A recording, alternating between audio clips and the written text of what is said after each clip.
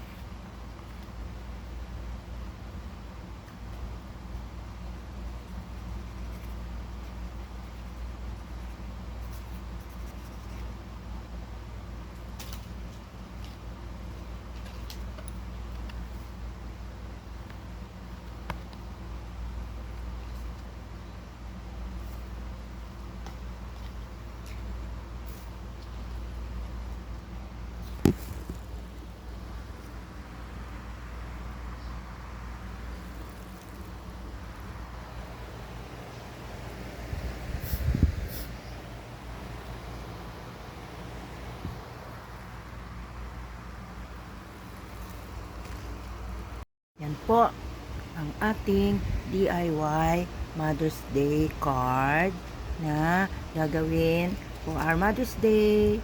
Ayan po, simple way to show our appreciation to all the mothers because a mother is a gift from God. Yes. So, gawin natin itong double stick na tape. Lagay natin dito sa ating popsicle stick. Yan. Tapos, stick natin dito sa loob, katulad niyan, di ba? Very cute. And then, sulatan lang natin, being a mother is a gift from God. Happy Mom's Day. With love, Ate Annie. Diba? Ang cute. Pwede rin maging small pamaypay. At pwede nyo rin siyang ihang after that, di ba? O, ayan. Okay. So, siyempre, dahil special ang mga mommy sa araw ng Mother's Day, so, we try to make it special this for them also. Just a simple thing to remember them and to show up. Yes. Dahil special si mommy sa araw ng Mother's Day, so, I made a special DIY card for Mother's Day. Ayan.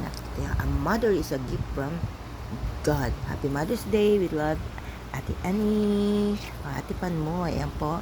Yung ating small card ay ilagyan natin ng popsicle stick. At yes, ready to give. Diba? Ayan. For Mother's Day. Special for Mother's Day. A simple DIY for you.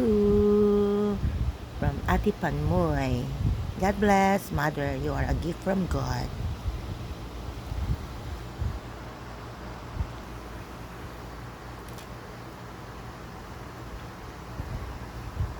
O ayan, sa halagang 3 piso lang, nakagawa na ako ng aking DIY card for Mother's Day.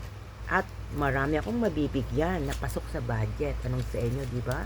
From my heart. Yay! Ang importante, naalala natin sila at nabigyan natin sila ng simple remembrance for Mother's Day. Yay! Happy Mother's Day to all from Ate Panwell with love.